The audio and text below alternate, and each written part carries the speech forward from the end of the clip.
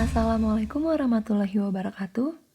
Kita dari kelompok 4 ingin mempresentasikan hasil diskusi kelompok kami dengan tema ingatan. Baiklah, sebelum memulai acara presentasi, saya akan memperkenalkan rekan saya terlebih dahulu. Saya sendiri Fatia Wina Ramadan, ada Diana Aulesa Fitri, Fagel Andeska, Laila Khairani. Di dalam psikologi umum, tentu kita mempelajari tentang ingatan. Ada beberapa para ahli atau ilmuwan yang mendefinisikan ingatan sebagai berikut.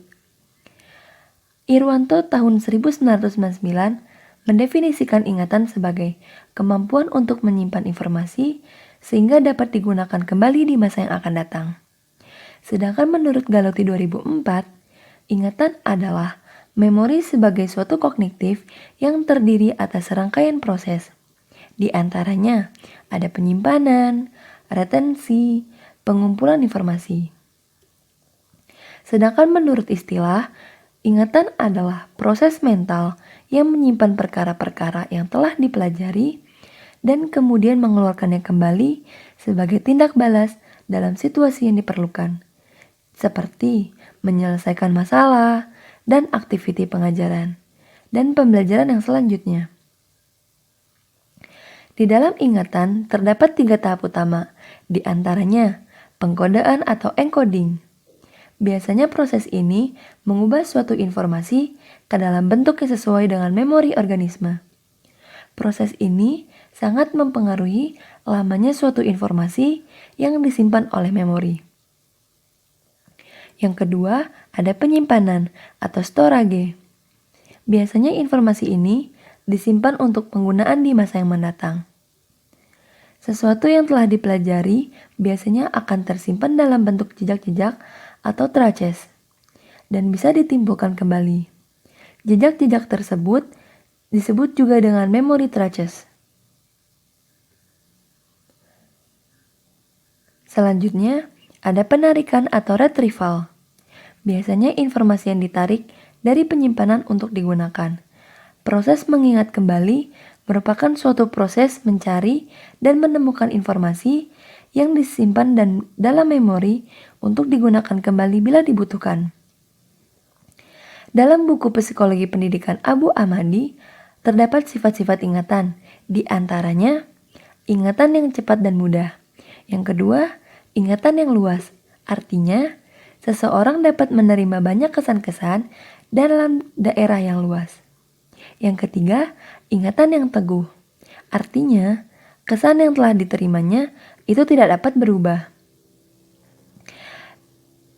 Yang keempat, itu ada ingatan mengabdi atau patuh. Di antaranya, bahwa ingatan yang pernah dicamkan dapat dengan mudah direproduksi dengan lancar. Yang kelima, berubah tetap sebagai waktu penerimaannya. Adapun jenis-jenis ingatan.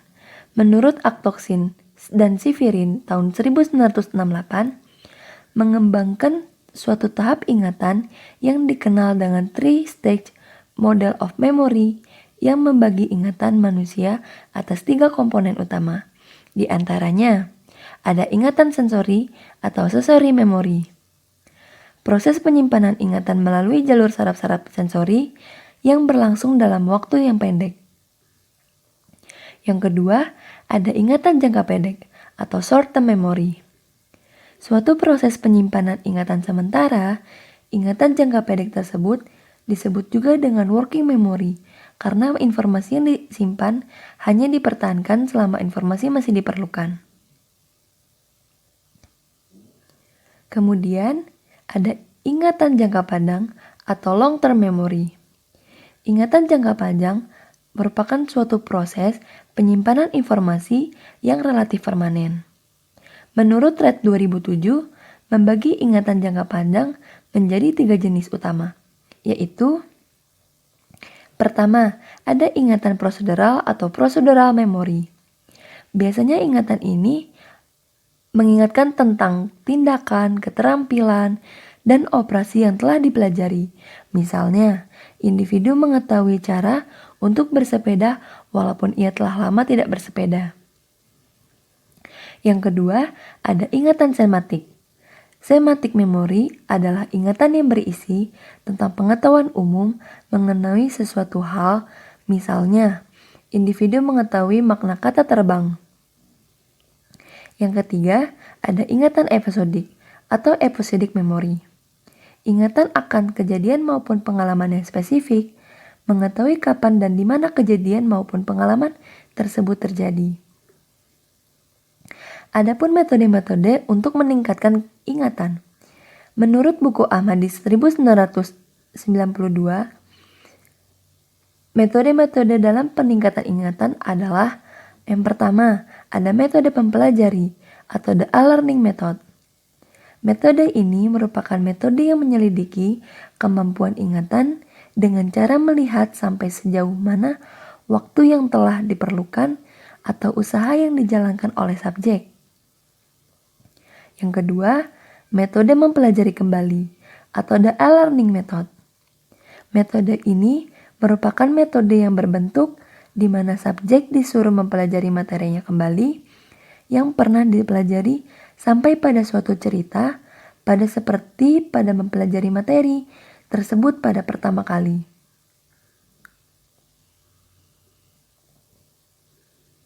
Kemudian ada metode rekonstruksi. Metode ini merupakan metode yang berbentuk di mana subjek disuruh mengkonstruksi kembali suatu materi yang diberikan kepadanya. Yang keempat, ada metode mengenal kembali. Metode ini digunakan dengan mengambil bentuk dengan cara pengembalian kembali. Yang keenam, ada metode pengingat kembali.